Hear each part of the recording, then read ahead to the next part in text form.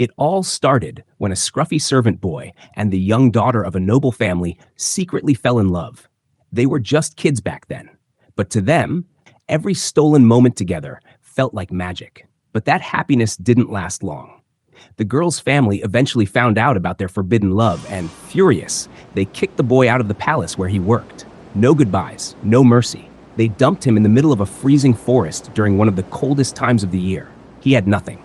No money, no food, and not even a stick to defend himself. He was completely helpless. That night was the last time the girl ever saw him. Just before they were torn apart, the boy made her a promise. He swore he'd return one day, not as a poor servant, but as someone powerful and wealthy enough to be worthy of her hand. It was the only thing that brought her comfort, the only reason her tears finally stopped. She clung to the hope that they'd meet again. But things didn't turn out the way they dreamed. 15 years went by. The boy didn't die in that forest. Instead, he survived, but not as a noble hero. Over time, he turned into the most feared villain across the entire continent. The things people said about him were so terrifying that they gave him a name, the Demon Sword of Chaos. Just hearing that title made people freeze in fear. Seeing him in person, that was every adventurer's worst nightmare. Meanwhile, the girl had changed in her own way. She grew up to become a symbol of justice and strength, a warrior known across the kingdom as the Star of Righteousness and the Lunar Sword. That was just the beginning. Things really got interesting when the scene shifted to the present day, inside a packed, noisy inn. It was the kind of place full of life, travelers laughing, merchants trading wild stories, adventurers bragging about near-death experiences. In one quiet corner sat a young man, quietly watching the crowd. He looked calm, a little curious, wondering if this place was really the famous meeting point for merchants and travelers that he'd heard about. His name was Yuul, a warrior with a spear, one he kept tightly wrapped and close by. He felt pretty good about finally reaching this place. The locals had treated him kindly so far, maybe out of genuine hospitality, or maybe because they thought he was some high-level fighter. A group of adventurers even invited Yuul to join their guild, but he politely declined. He told them he wasn't there to fight for money or fame. He was on a personal mission. It was more than just a goal for Yuul. It was a dream, a promise he had to keep. That was his mission, and nothing was going to get in his way. Honestly, no one even wanted to stop him. Well, except one guy. A bald man from the group he'd just met leaned in and gave Yuul a serious warning. He told him to be careful while roaming around the area. Naturally, Yuul was curious and asked what that was all about. With a weird, almost spooky look on his face, the bald guy explained there was something, or someone, out there. A monster. Not some wild beast, but a ruthless, blood-soaked human who hunted martial artists and carried their severed heads as trophies to scare everyone else. Yuul raised an eyebrow like he was impressed. But deep down, he didn't find the story all that shocking. He sipped his tea calmly, like he'd heard this tale before. Or maybe he'd come here because of it. Then, mid-conversation, the inn's doors creaked open, and in walked the man they'd just been talking about. Everyone fell silent. The air turned ice cold. There he was, a wild-looking beast of a man dragging a big, bloody bag behind him. The thud it made when he dropped it to the floor sent a chill through the room. His presence alone was overwhelming. People froze in place.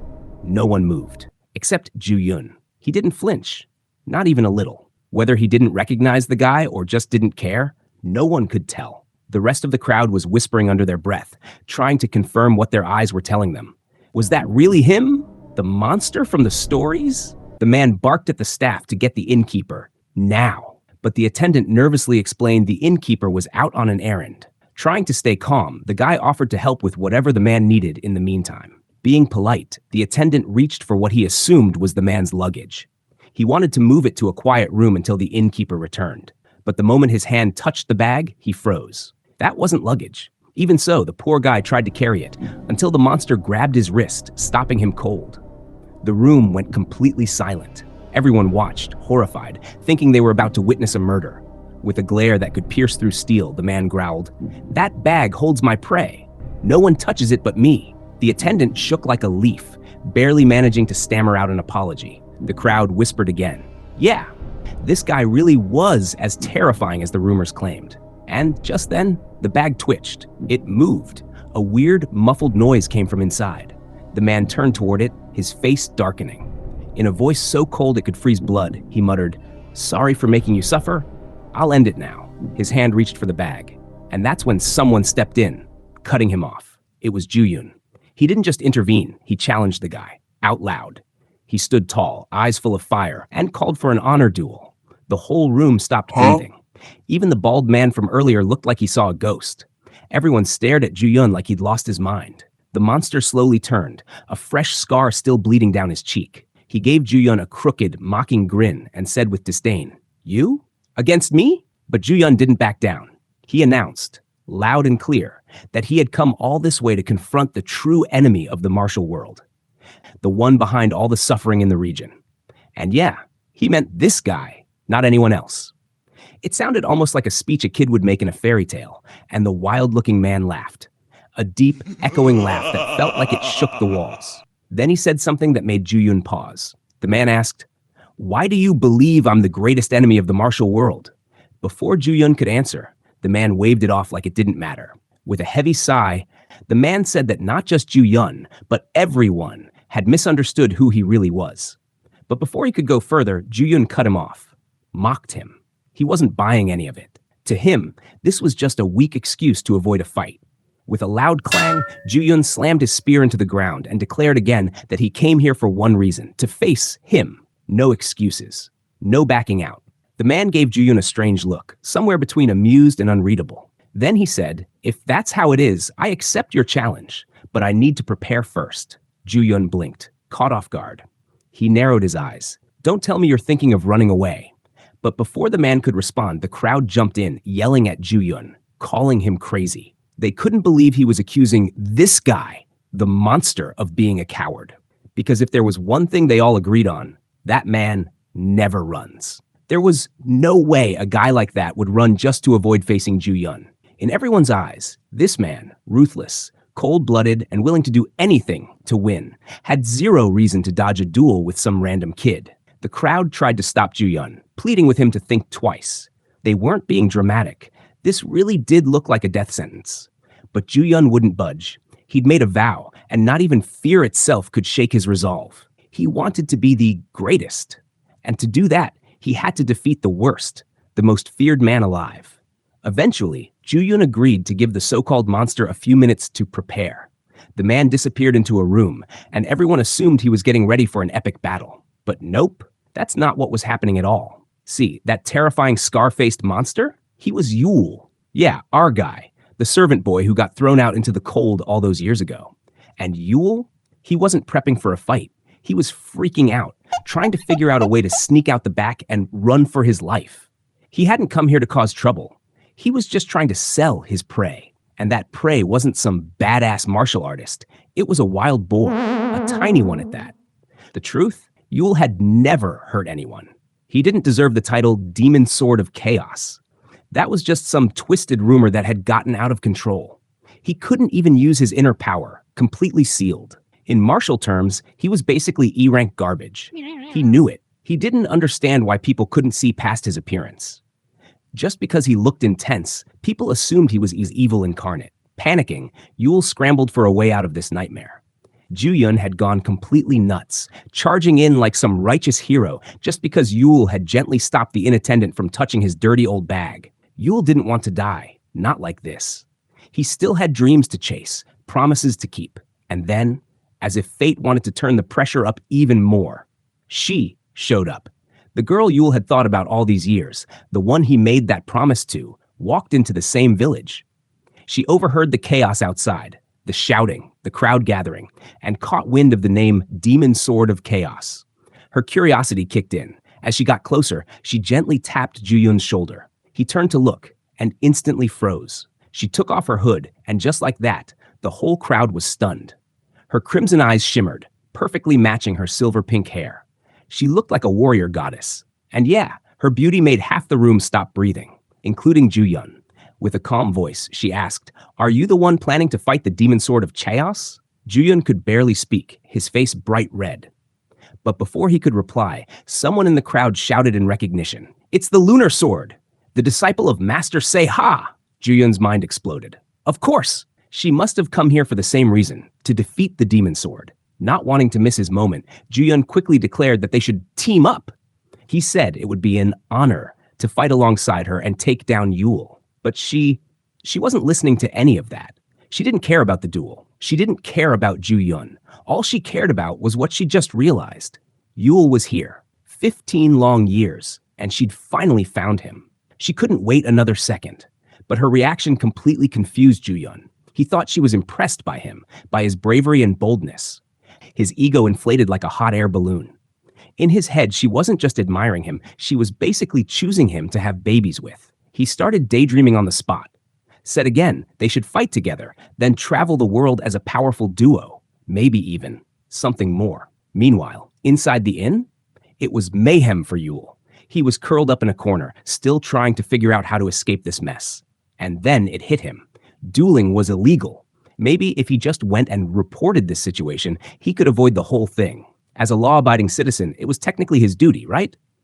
But just as he decided to go to the authorities, bang! The inn's wooden wall exploded, slashed to pieces. A dramatic figure stepped through the wreckage like a scene out of a wuxia novel. Yuul jumped like a scared cat, scrambling into a corner, shaking with fear. And of course, it was Ju-yun. The moment Yuul saw him, he screamed.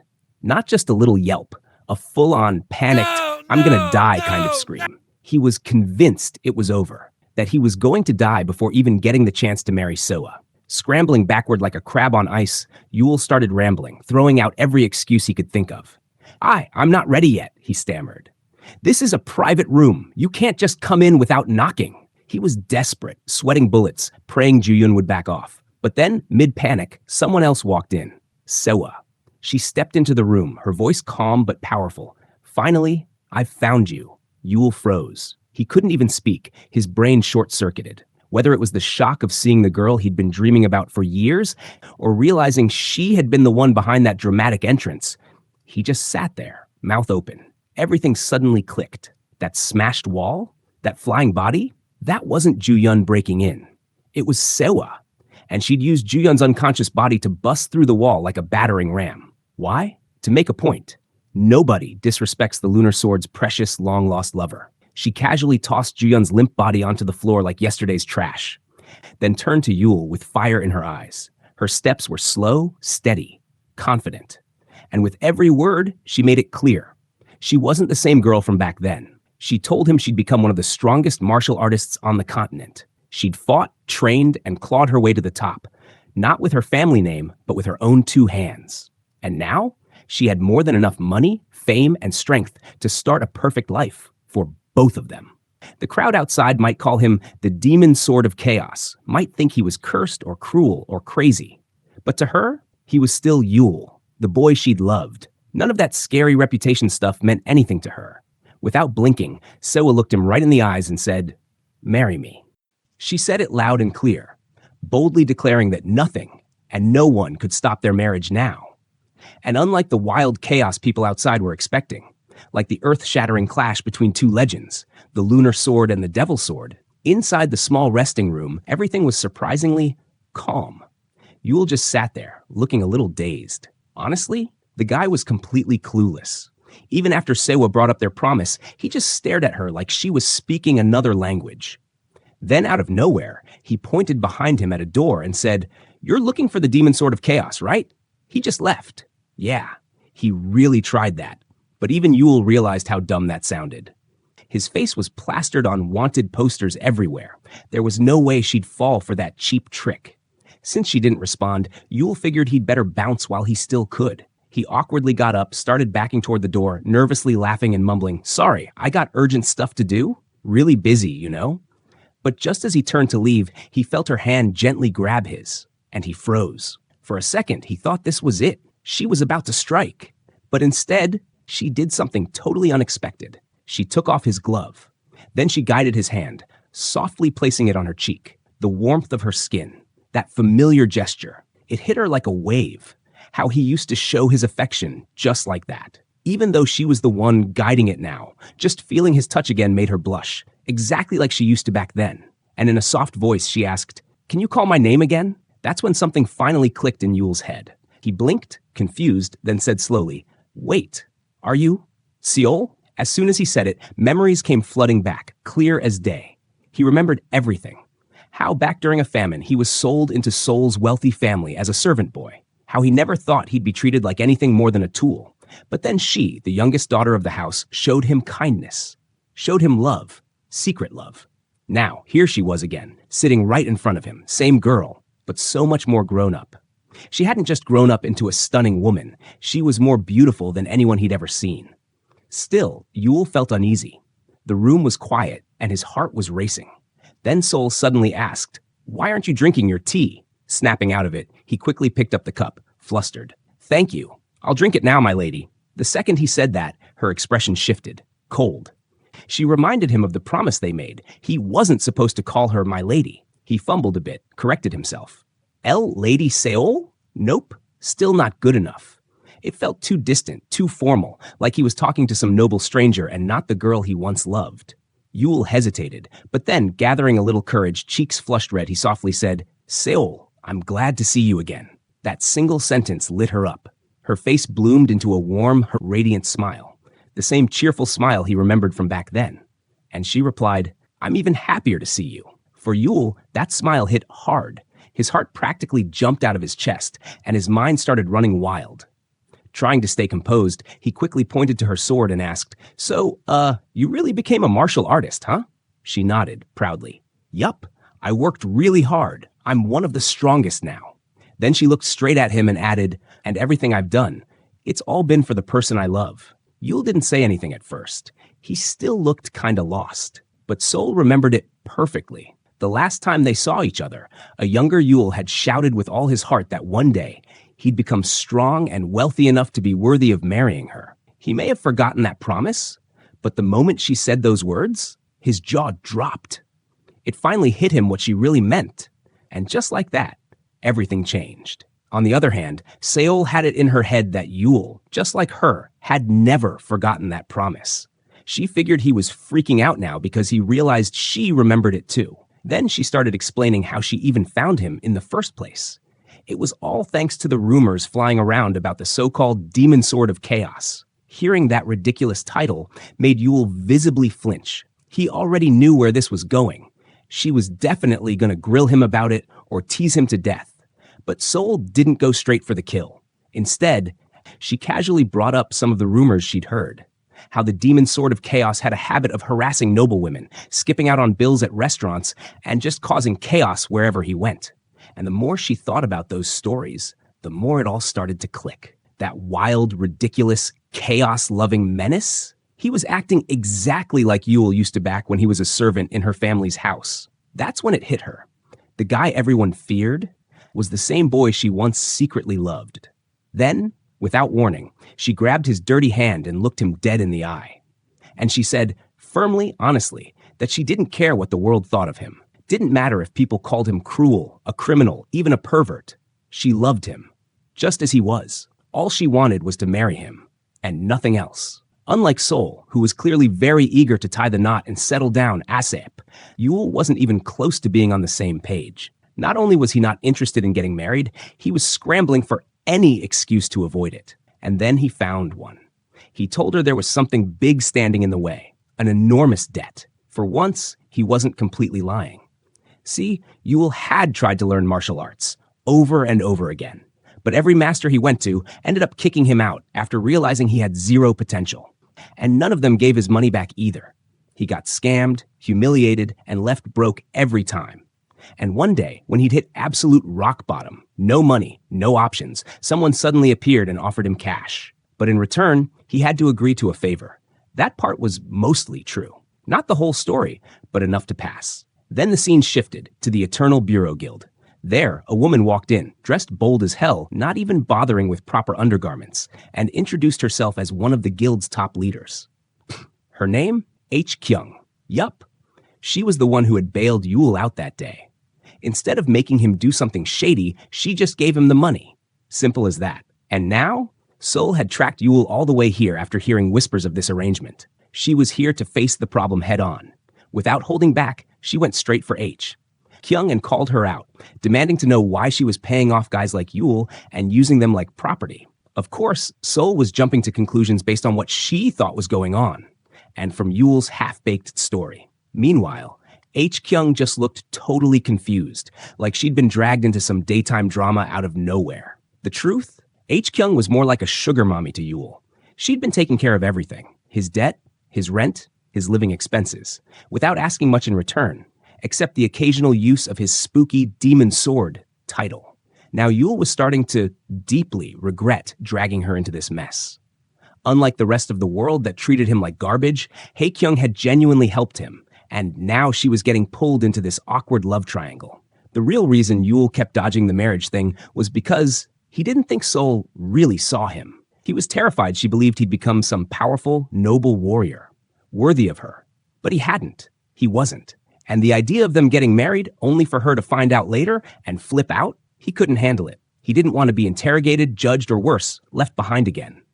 So in a panic, he dragged Kyung into it, hoping she'd help stall this whole wedding mess. She was the only person he thought he could rely on. Then she glanced at him, right at his dumb, desperate expression. It didn't take long for her to figure it out. Yuul had brought Seol here on purpose, hoping to use Kyung as an obstacle. Maybe Seol would give up once she saw how deep in debt he was. So when Seol demanded to know exactly how much Yuul owed, Kyung paused for a second, thinking. She wanted to name a number so high, so absurd, Seol would just walk away from it all. Finally, she dropped it. If you want to clear his debt, you'll need to pay 10,000 gold coins. That was exactly what Yuul hoped she'd say. He relaxed a bit, convinced there was no way Seol could get her hands on that kind of money, especially not for him.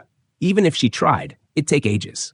So trying to end the situation neatly, he suggested, maybe we should go back and think things over? Yeah?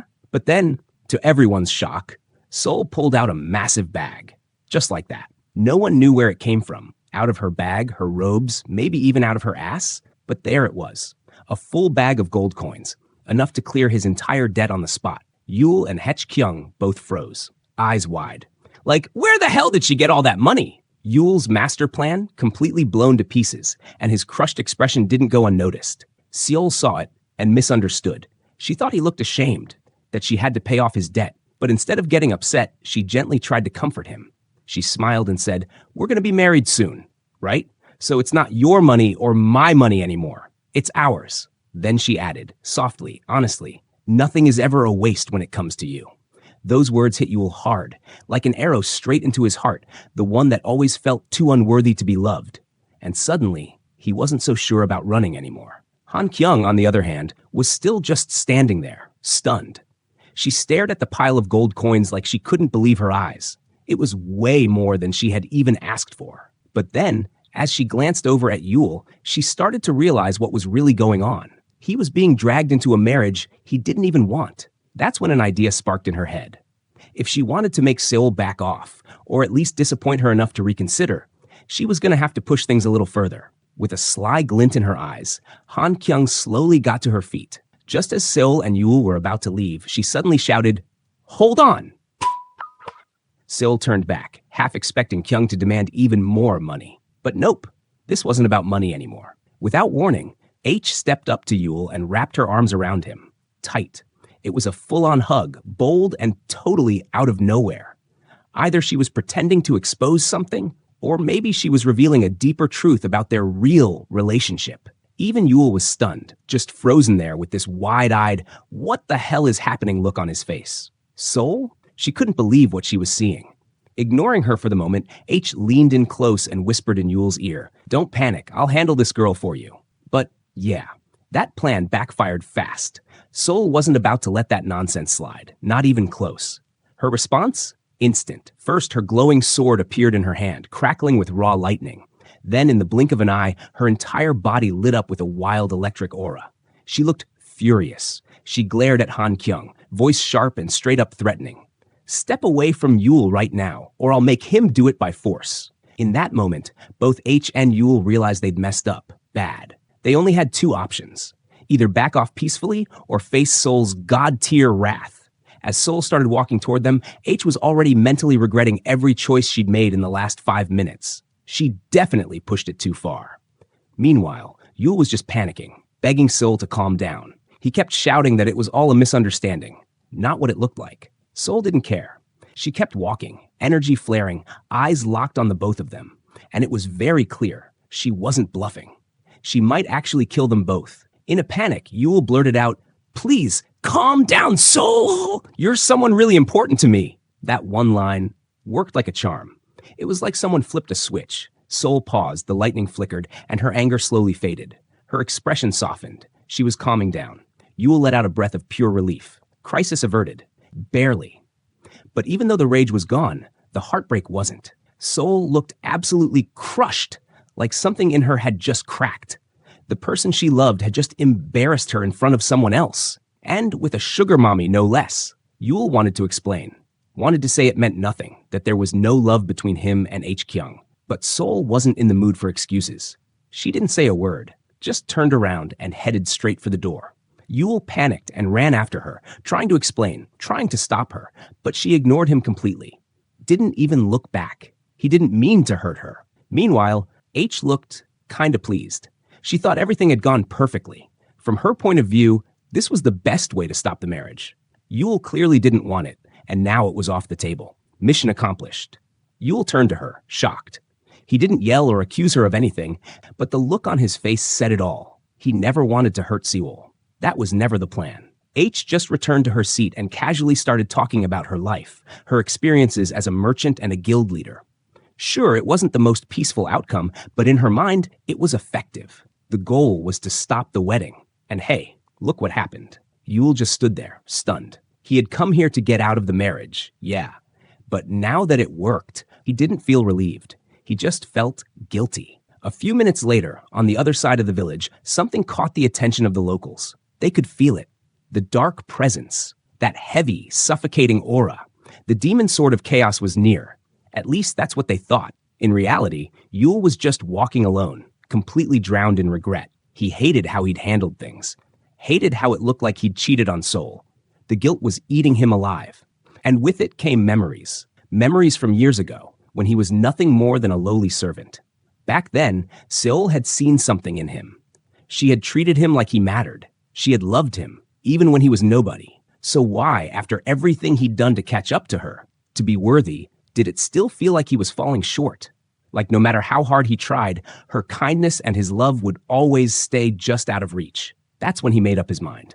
He had to find her, right now, explain everything. She needed to know the truth. Just then, he overheard something that made him stop. Nearby, a man was talking to his wife. "I just saw a woman with white hair, dressed completely in white, running up into the mountains," he said. Looked like she'd seen a ghost. She was heading toward the cliff. Yuul's heart dropped. That had to be Seol. He immediately assumed the worst, that she was going to throw herself off a cliff because of what he did. And then the wife suddenly started shaking with fear. Her husband looked at her, confused. "You okay? What's wrong?" But she wasn't scared because of the story. She was terrified because of the presence that had just arrived. Yuul slowly stepped forward, revealing himself, and asked the man calmly, "Tell me, exactly where did you see her?" Minutes later, Yuul reached the place the man had described, completely out of breath, chest heaving like he'd just run a marathon. He wasn't sure if this was the right spot, but he looked around, desperate for any sign of Seol. And then, boom, he saw her. Right there at the edge of the cliff, standing like she was actually about to jump. His heart stopped. This was all his fault. Without thinking, he sprinted toward her like lightning and hugged her from behind, yelling, "Don't do it! I'll marry you, right now. Just please don't jump." But it wasn't her. It was a 200-year-old grandpa. The old man just froze, eyes wide, probably wondering what kind of crazy kid just proposed marriage out of nowhere. Then his face turned bright red, absolutely horrified by the idea of some young guy wanting to marry him and do whatever he wanted. Yuul just stood there, mortified, realizing he'd just made the most embarrassing mistake of his life. He quickly let go, spun around, and started stammering out apologies. "Sorry, I thought you were someone else. I didn't mean." But the grandpa? He wasn't letting this go so easily. As Yuul tried to leave, the old man shouted, "Wait, you really just gonna walk away like that? So irresponsibly?" Yuul blinked, confused, turning around in disbelief. Was the old man actually mad about being mistaken for a suicidal girl? But then the vibe shifted, fast. The grandpa wasn't talking about himself. His tone changed, serious, heavy. It was like he knew everything that had happened between Yuul and Seol. "Do you even understand what was in that child's eyes when you hurt her?" he shouted, voice booming with a weird mix of anger, sadness, and wisdom. Yuul just stood there, frozen. The guy kept going.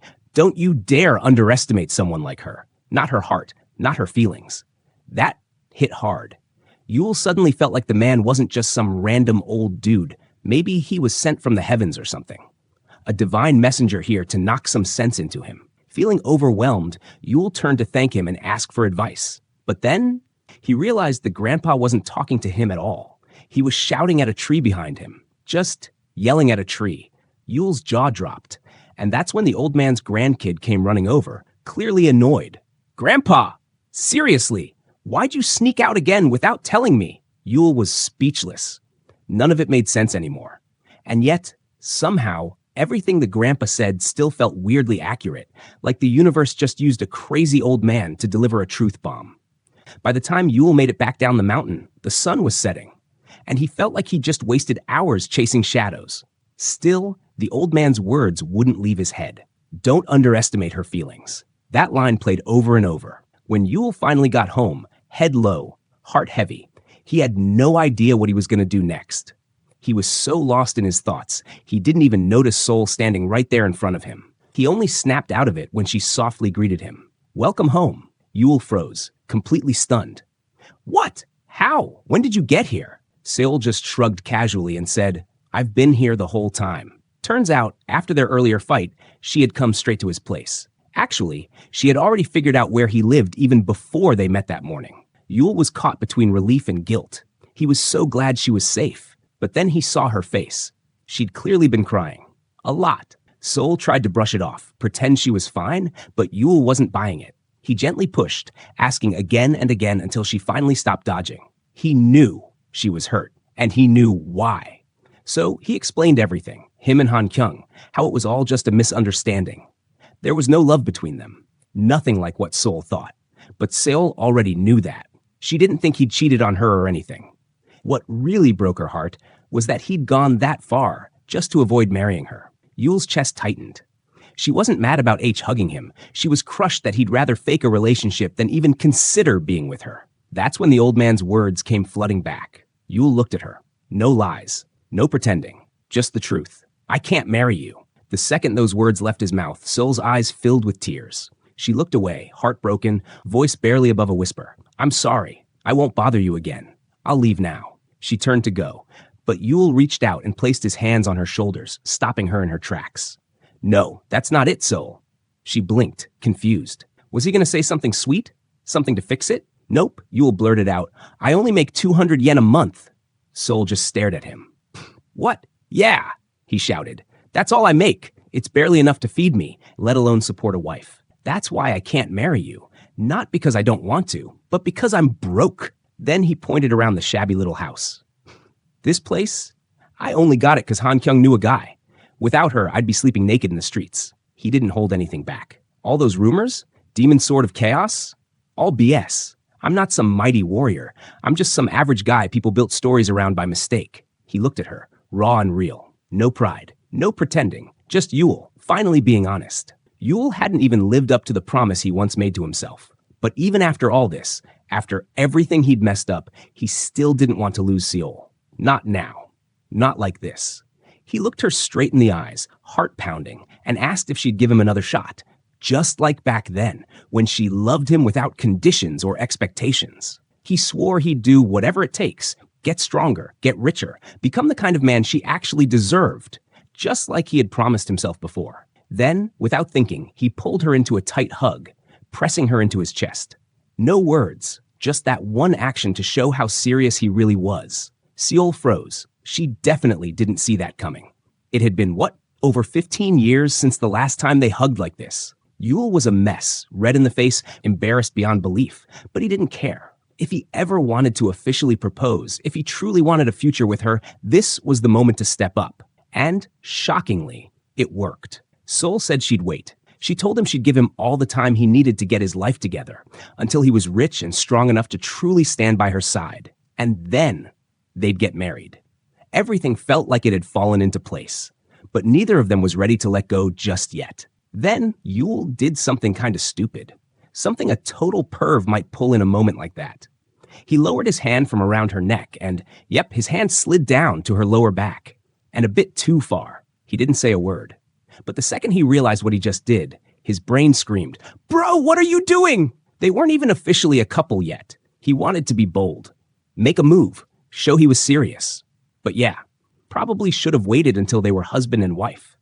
Still, Seol wasn't letting go either. In fact, she hugged him even tighter, her grip almost possessive. And then, boom, she pushed Yuul backward, hard. He stumbled, tripped over something, and slammed into the wall behind him.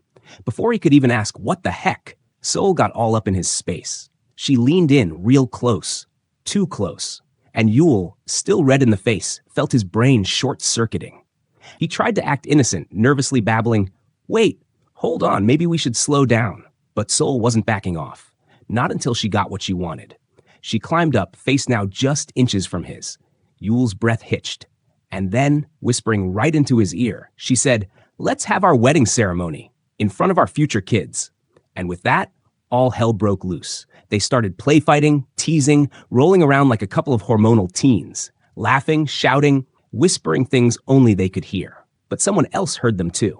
A passerby just happened to be walking through the alley at the worst possible time. He froze, listening in, wide-eyed. Of course, he didn't know what was actually going on. What he assumed was that the lunar sword had finally tracked down the infamous demon sword of chaos, and the two were locked in an epic battle. Before you knew it, the rumors exploded. People started whispering, retelling, twisting the story, adding their own wild details. Every version more insane than the last. By the end of the day, it wasn't just the village buzzing. The whole damn world was talking. Some said the demon sword had finally killed the lunar sword. And eventually, that version of the story reached her, a pink-haired girl who lit up with glee the moment she heard the news. She wasn't alone. Standing beside her was another woman, eyes sharp, clearly her guard. She asked, "So, are you making your move now?" The pink-haired girl gave a confident nod. "Now that one of the biggest stars has fallen, it's my turn." She smirked, fire in her eyes. "Time the world learns my name and my guilds."